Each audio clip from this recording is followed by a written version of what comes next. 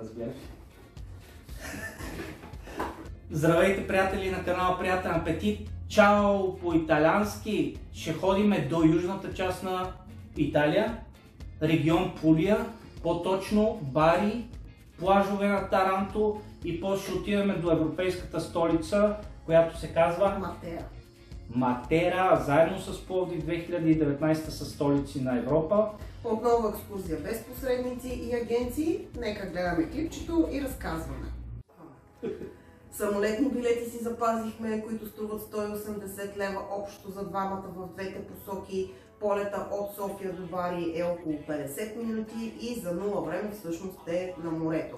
Лесничко и бързичко стигате. Като кацнахме, летището е малко, лесно ще се ориентирате на къде да продължите. В случая, за да стигнете до центъра на Бари, може да го направите по два варианта. Единия с метро, 5 евро на човек за 15 минути. Другия вариант е с автобуса номер 16 за евро и 50 на човек. 30-40 минути се пътува, двойно е на метрото, но това.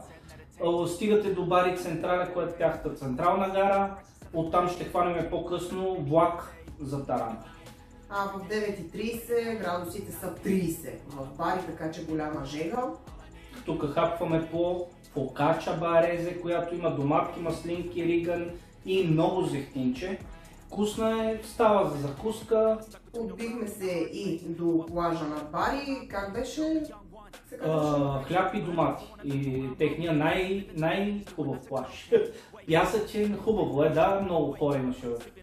След това се върнахме на автогарата и си взехме билети за влака, за да стигнем в Таранто. 9,20 евро е на човек и за около час и 20 минути пристигаме в Таранто. По-бързо от тия времена, които даваме. Това е тяхната централна гара на Таранто. Там има автобуси, които ни отвеждат до центъра на Таранто, където ни беше и хотела.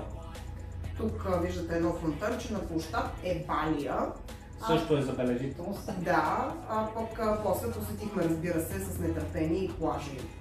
Плажа на Таранто. Това е една от главните забележителности в Таранто, замъка Рагонес. За който обаче трябва да имате резервация и да сте се обадили на телефон предварително, иначе не може да влезнете. Това пък е подвижния мост, който също може да минете.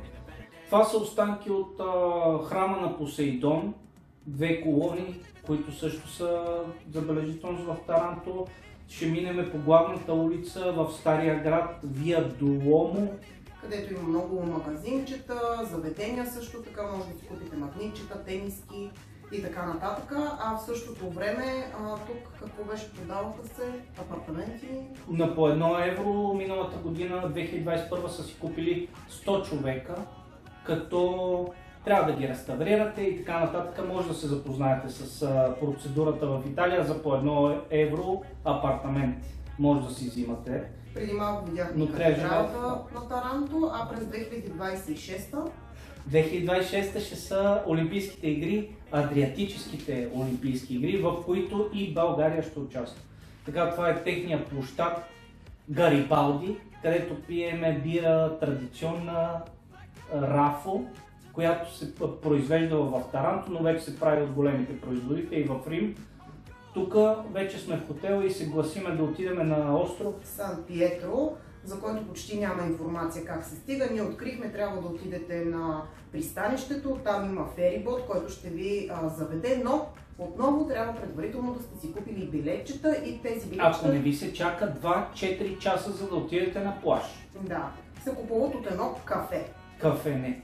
Така, ние не го направихме това чакане и си хванахме рейсчето. Отидеме на друг плаж. Точно така, отидахме на Сан Вито, който е с километрична плажна ивица.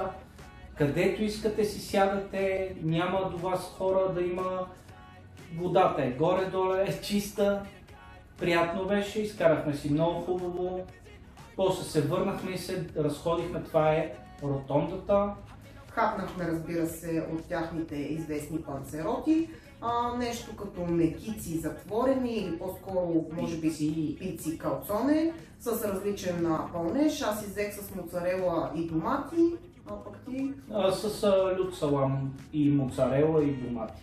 Вкусни са, много определено са много вкусни. Аранчини е друго нещо, което опитахме. Ориз тези топки са ориз. И отново вътре има пълнеж. Месце някакво беше. Това е пица репиене, която също е доста вкусна. Препоръчвам ви, пробайте абсолютно всичко. Пробвахме доста неща за 20 евро. И тук вече сме на пристанището отново. Хората си ловят риба. Да, от тук има и фериботчето, също тръгваше за... Това е друга спирка на ферибот. От тук сме вече надолу за към плаж Сатуро, който е малко извън Таранто. Да, на около час, мисля, с градския транспорт отново, но пък си заслужаваше, защото по-чиста е водата, по-хубава е. Още по-хубави неща успяхме да видим. Да, вижте колко е красиво под водата. Това е археологическия парк Сатуро, който в момента се реставрира. Ние минахме през него, за да стигнем до другия плаж. Така е на около 5 минути и там следва още по-голяма красота, още по-чиста вода, кристална. Наистина, да, този е може би плажа, който най-много ни впечатли. Да, тук е много красиво. Просто ние отидохме на камъчетата, ето там отстрани и се радвахме няколко часа. Под водата има всички видове рибки, които ще видите в зоопарка. И така свършихме с Таранто, след което решихме да отидем в европейската столица 2019 година Матера. Като това става, пак от автогарата на Таранто си купихме билет за 6 евро на човек. Зеления автобус, Фликсбус, 6 евро на човек и за час сте там. В Матера. Така, това са забележителности на Матера, които са доста... Саси, може би е основното, за което всички ходят, уникална гледка, уникални постройки, има пещери, до които може да се стигне и да се влезе. Ето тук ги виждате. Само че имайте предвид, че е страшна жера, много е топло, така че ако имате възможност да го правите вечер или да не е в сезона, е най-добре. Извън сезона е най-добре да се правят тези приключения, които нямат вода. Всъщност, както Матера няма никаква вода там. Тук вече си купуваме билети, за да влезнем в самите къщички, за да видим как всъщност хората са живяли. По 5 евро е билета на човек. И общо взето нищо по-различно от това как са живели нашите баби и прадядовци, къщички, вътре с различните посуда. Да, и при нас е имало такива юти, в които се слагат въглени, за да се гладат дрехите. Туалетните също, тези външните туалети, това при тях е било... Интересното е, нали, че животните също са живеели при тях. И че са изкопани в скалите. Всички тези къщички са изкопани и ходите, реално пътищата им са върху дома на някой отдолу. Това са, вижте. Нещо, което трябва да знаете за ресторантите, защото на нас не отне, за съжаление, 2 часа, докато си намерим ресторант, трябва пак да имате резервация. Тоест задължително си правите резервация и след това имате възможност да седнете не точно както при нас. По-ранното хапване е почти невъзможно. След 6:30-7 така ядат там в Италия. Седнахме тук на едно ресторанче и си поръчахме различни видове предястия. Имаше възможност 6 предястия за 20 евро да пробваме. Не са лоши, определено. Домашни десерти също. Да, това беше торта 3 шоколада, само че в сладоледен вариант. За около 60 евро хапнахме, горе-долу, защото по-хубаво от балканската кухня няма. Да, тук пак си купуваме билети за следващата забележителност, само че тук вече е 3 евро. И това беше нещо като кладенец, огромен кладенец или... Изкопан на ръка от хората, събира 5 милиона литра вода и осигурява водата на целия този град Матера. И това беше в общи линии приключението ни в южната част на Италия. Вече тук се връщаме в България. Като хванахме автобусче от Матера. Да, има автобус до летището, директно до летището на Бари. Още от 4:55 е първия автобус. Също така в Матера си има и информационен център. Ако ви трябва допълнителна информация, може да отидете и да ви дадат. Матера е насочена към туристите, заради това, че е била европейска столица. Има малко повече информация, по-хубаво отношение към хората, отколкото в Таранто.